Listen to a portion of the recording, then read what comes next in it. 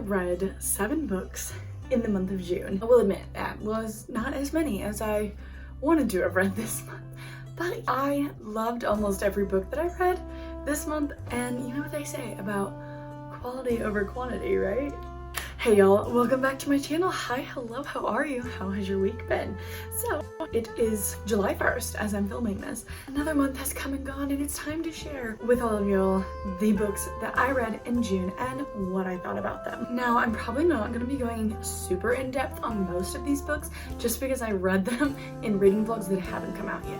Oops. I still want to leave some reason for y'all to want to watch those videos. But I actually had an amazing reading month, and I think that's because for half of these books I did a lot more mood reading, which I tend to not do. I think for a long time I've been structuring my reading around the content I've been wanting to film for this channel rather than the other way around, and structuring my content around the books that I want to read, which makes it more fun for me to make and more fun for y'all to watch. So now, like I said, I read 7 books this month, and the first book that I read was One True Loves by Jenkins Reid.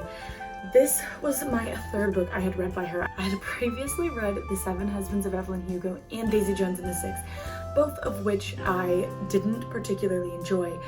So I didn't really have high hopes for this book going into it, but this book definitely took me by surprise. Now, this book is a little bit different than the other books that I read by Jenkins Reid, just because those books are more historical fiction vibe. She's majorly well known for her historical fiction universe that she has written, which includes 7 Husbands of Evelyn Hugo, Daisy Jones and the Six, Malibu Rising, Carrie Soto's Back. But this one is one of her more popular ones that doesn't fall in that historical fiction vibe. It is more of like a present day romance. It did take me a little bit to get into this book, but that was because this was the first book that I picked up from my Europe trip, which if y'all saw that video, you know that I read 8 books in 14 days, and I think I just got a little bit into a book hangover after reading that many books in such a short amount of time, that it took me a little bit of time to get into this.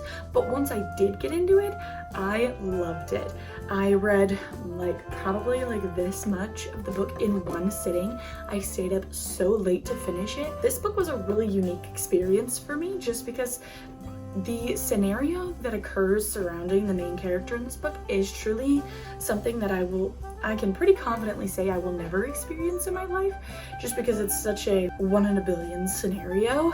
And so in that really affected the way that I felt about the book and how I had to give the characters grace for making decisions that I personally wouldn't make, just because it's one of those situations where you truly cannot predict how you would react unless you were truly to be the one in that scenario. So this book follows Emma. Her husband went missing and has passed away, and she is navigating her grief and trying to move forward with her life after she lost her husband. She's fallen in love with this other guy. Come to find out, her husband actually is alive. And so that is what I'm talking about, because I can pretty confidently say that I probably will never be in a situation where my husband is presumed dead for years, and then I fall in love with somebody else, and then it's actually my husband's alive. You know? So I truly can't say what kinds of decisions I would make with 100% certainty if I was to be in this situation. Like I said, that forced me to try to give grace to some of these characters, because they were behaving in a way that I don't think that I would behave, but I really couldn't say because I probably wouldn't be in the situation. But I think that stretched me as a reader to be able to do that and experience that through this book. In the end, I gave this book a 4.75 stars. It was so close to being a 5-star, and it was giving 5-star energy for the longest time. But then once Emma made a pretty big decision in this book, she then proceeded to behave in a way that I can with 100% certainty say that I wouldn't do, and was that's just not cool. And so that was when Jenkins Reid lost me a little bit. So it got a 4.75 stars. Next, I read Malibu Rising, which, like I said before, falls into the category of Jenkins Reid's very well-known historical fiction books. Another distinct characteristic of Jenkins Reid's historical fictions is that she very commonly likes to include the cheating trope in the books, and that might be my very least favorite book trope. And so if you put that in your book, you've lost me, and I've immediately got a big, huge disconnect between me and the book. And that happened in this book. I just wasn't really into it. And another thing that was weird about this book was that there was a plot point that was mentioned at the very beginning and the very end of this book, yet there wasn't really, I didn't really see the significance of it. Like, I felt like it was quite unnecessary. Like, I didn't see that it added like any character growth, any relationship development. It didn't further the plot in any way. And so it was like, I thought that this was going to be such a huge thing in this book, and it wasn't. I don't know, this one got I think I originally gave this like a 3 stars or something, but now you get a 2.5 stars. I didn't like you.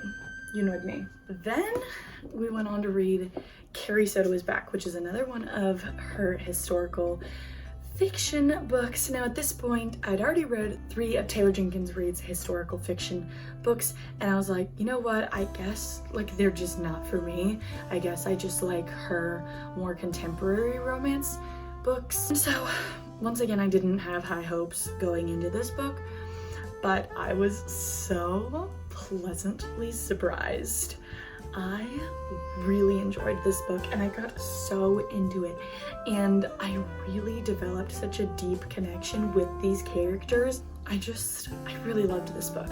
So in this book, obviously we're following Carrie Soto, who at the time that this book takes place holds the title for the greatest tennis player of all time.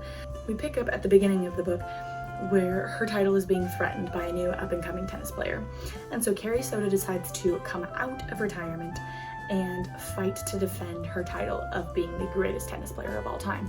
And so it's following her like in her training to try to get back to where she was when she retired, and like her setbacks and stuff like that. But I just remember thinking, like, while I was reading this book, like, wow, imagine being so passionate, so in love with something that you're willing to put your body through that like rigorous training.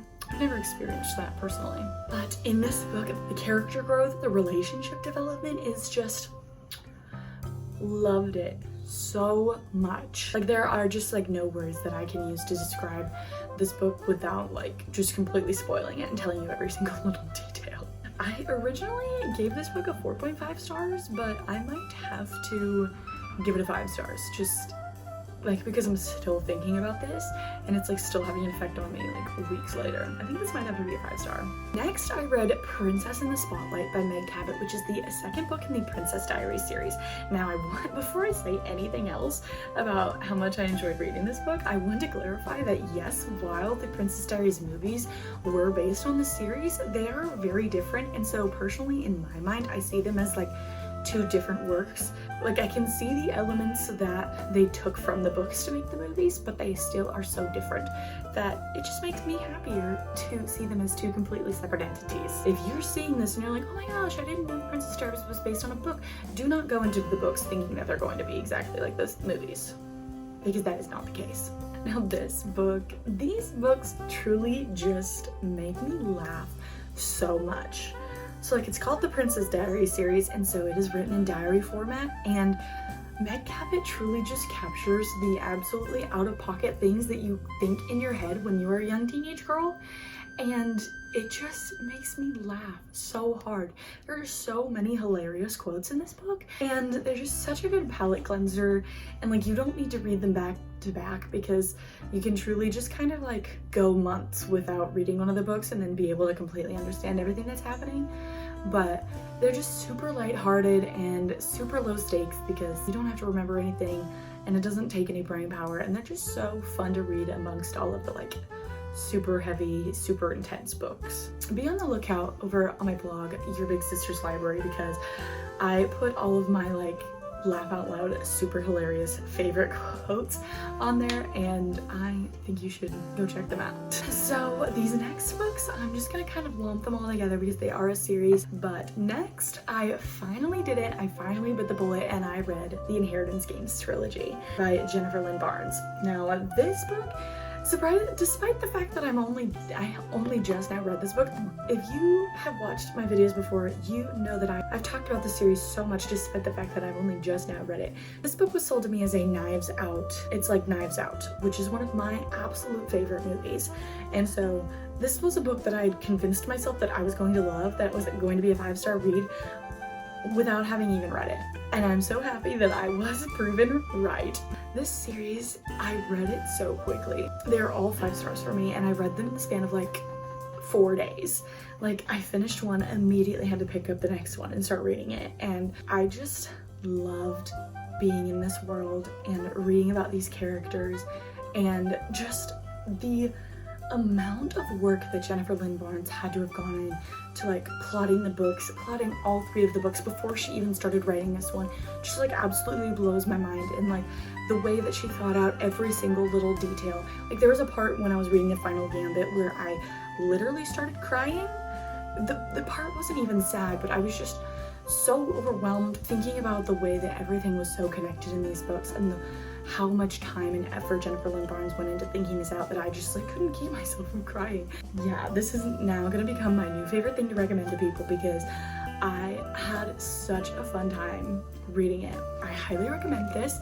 I think it was even like super fun to read in the summer. Like, I know most of the time people recommend like mysteries to read like in the fall, winter time, but I think this one was like, I think it was kind of like a little fun summer read, like, because it was so fast paced. Once I started, I didn't want to stop. If you haven't heard me talk about this series, this is the Inheritance Game trilogy by Jennifer Lynn Barnes, which is a YA mystery series where we follow Avery Grams as she has just found out she has inherited literal billions of dollars from a debt guy who just passed away that she's never met before. And the one stipulation to her being able to inherit all this money is that she has to go live on his family's estate in Texas with all of his family. And so it follows her like trying to figure out why she's been left all of this money by this man.